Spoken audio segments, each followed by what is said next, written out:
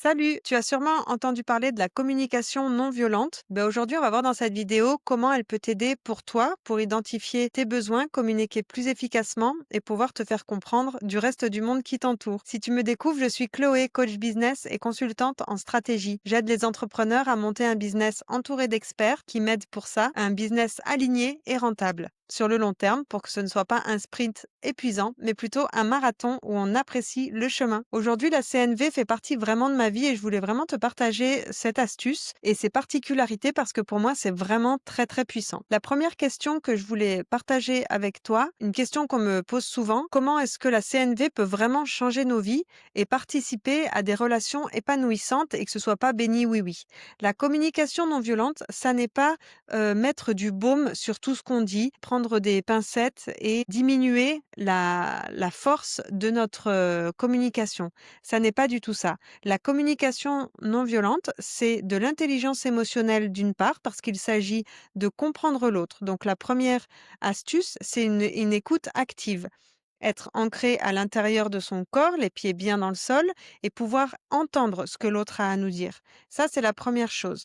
La deuxième chose que je vois qui est très importante, c'est quand quelqu'un me dit quelque chose ou quand je suis réactif émotionnellement sur des propos ou quelque chose, c'est qu'est-ce que ça me fait à moi. Et ça, c'est une partie, l'identification de nos émotions à nous et de quels besoins ne sont pas remplis. C'est vraiment quelque chose, en tout cas moi, dans mon entourage et dans mon enfance, qu'on nous a pas beaucoup appris.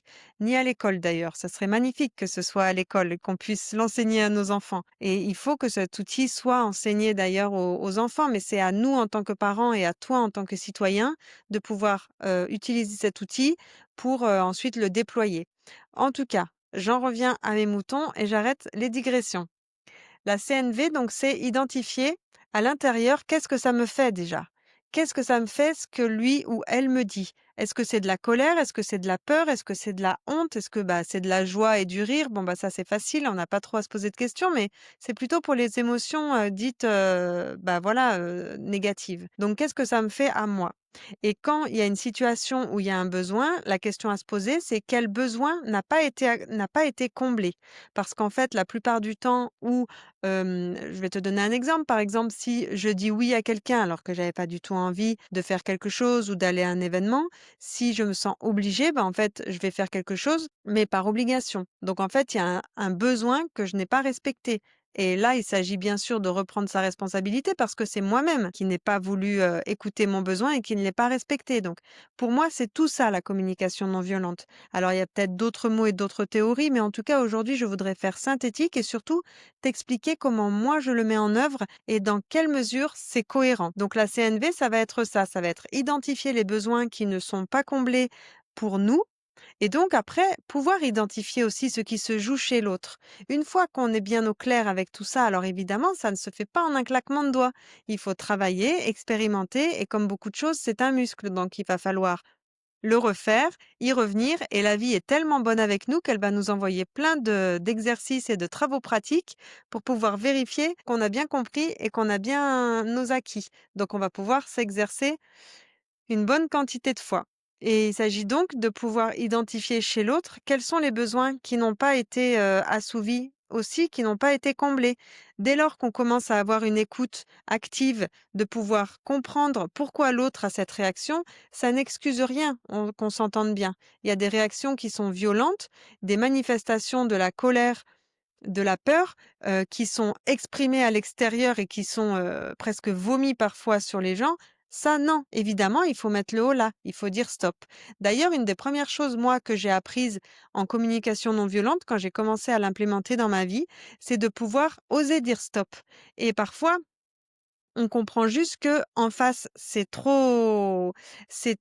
comment dire? Volumineux et on ne sait pas quoi en faire. On n'aura pas la bonne attitude. On veut surtout s'empêcher de refaire nos mécanismes comme avant, de réaction et de gueuler, les uns sur les autres. Ça, on sait qu'on n'en veut plus. Par contre, on n'a pas encore la méthode pour pouvoir faire autrement. Et ben, parfois, simplement de pouvoir dire: «Attends, ce que tu me dis, c'est en train de vraiment me faire un chamboulement émotionnel. Laisse-moi le temps d'y réfléchir. Je peux pas te répondre tout de suite». Et parfois, juste le fait de dire stop, de dire attends, laisse-moi quelques minutes pour y réfléchir. Boum, ça laisse les choses se poser. Il faut pas oublier que la guerre, elle se crée parce que tu en as 2 des personnes, l'une en face de l'autre, qui veulent créer de la discorde ou qui font colère et balle de ping-pong, colère contre colère. La guerre, elle s'arrête quand un des 2 baisse les armes. Donc il suffit de stopper, de ne pas réagir et ça suffit la plupart du temps. Après, on trouve des manières de communiquer. Après, on arrive à trouver les mots pour dire ce qu'on ressent, pour dire ce que l'autre nous a dit, qu'est-ce que ça nous a fait et ensuite on pourra même y revenir. Il n'est pas du tout interdit, même dans le cadre professionnel, de revenir quelques jours après, parce que la plupart du temps, on a des mécanismes automatiques aussi. Par exemple, la sidération. On ne peut rien dire, on est comme figé, comme si on était une petite souris qui fait semblant d'être morte pour qu'on l'oublie. Parfois, c'est ça nos réactions. Juste ce qu'on a vu ou ce qu'on a entendu ou ce qu'on nous a dit, ça nous a choqués, mais on n'est pas du tout en mesure de dire ni pourquoi, ni comment, quel besoin, etc. Et en fait, il va falloir plusieurs jours pour y revenir. Donc ça, c'est tout à... Il faut s'autoriser à faire ça, à mon sens, de pouvoir revenir vers la personne 2, 3 jours, même parfois des années après, et parce que en fait, la charge énergétique, elle est toujours à l'intérieur de nous et il y a des choses qu'il faut régler, il y a des dossiers qu'il faut vraiment se délester et parfois ça prend des mois pour arriver à faire le tri à l'intérieur de nous sur les émotions qu'on a vécues, à faire le tri sur les mots, à trouver les bons mots pour pouvoir faire passer nos idées. Donc on peut tout à fait revenir plusieurs temps après et dire: «Écoute, je voudrais reparler avec toi de cet événement. Le jour où tu m'as dit ça, voilà, je tenais juste à te dire, bah, ça m'a fait beaucoup de peine, ça m'a» et là, on énonce qu'est-ce que ça nous a fait comme émotion. Ça n'est pas de la culpabilisation pour dire: «Tu n'aurais pas dû». D'ailleurs, l'emploi du «tu», c'est un mot à bannir. Dès qu'on emploie le «tu», «Tu as fait ça», «Tu as dit ça», il faut réussir à trouver autre chose. Quand ces propos ont été énoncés, j'ai ressenti et j'ai compris que mon besoin, je n'avais pas respecté mon besoin ou dans cette relation, dans cet événement, dans cette interaction, mon besoin de sécurité, et cetera, confiance, authenticité n'a pas été respecté. Je comprends que toi, ton besoin de ceci, cela n'a pas été respecté aussi. Alors, ça peut paraître un petit peu mécanique, mais en fait, il y a un moment donné, c'est de l'hygiène. Il suffit que les personnes prennent conscience de la responsabilité et surtout de leur propre pouvoir. Quel pouvoir j'ai dans mes relations, dans mes interactions et comment je peux faire en sorte que mes mécanismes passés automatiques que je connais depuis des années bah, ne soient plus à l'œuvre en fait, parce qu'il s'agit de ça. Il s'agit de faire autrement, de créer d'autres relations. Donc voilà, c'était moi en tout cas ma pratique de la CNV sur ce thème-là. Et j'ai une autre question aussi qui me revient souvent, c'est en quoi la CNV peut transformer nos relations business, nos relations familiales, nos relations avec la boulangère. Et ben c'est justement dans ce stop à la réaction. Il s'agit vraiment de vouloir stopper la guerre et les énergies de colère, de violence qui sont émises. Par exemple, moi j'habite à Marseille. À Marseille, on klaxonne beaucoup, on est très virulent dans les propos, parfois. Je dis pas que tout le monde fait comme ça, mais c'est parfois comme ça. Il y a des cultures qui sont plus sanguines, qui sont plus dans la réaction. Il y a aussi des personnes qui n'ont pas appris à gérer leur colère et qui du coup vont se déverser. Nous ne sommes pas des poubelles émotionnelles. Chacun doit prendre ses responsabilités et faire son hygiène d'émotions. Parfois, ça va être aussi de la colère qui va nous submerger. On ne sait pas pourquoi. La vie a décidé de nous mettre sur notre chemin un truc hyper réactionnel et on a un flot de colère. Enfin, est autorisé en fait à se laisser voir et à être en mouvement. Tant mieux, merci la vie, parce que toutes ces émotions, quand on est petit, quand on était dans le ventre de sa mère, tout ça en fait, c'est dans nos cellules.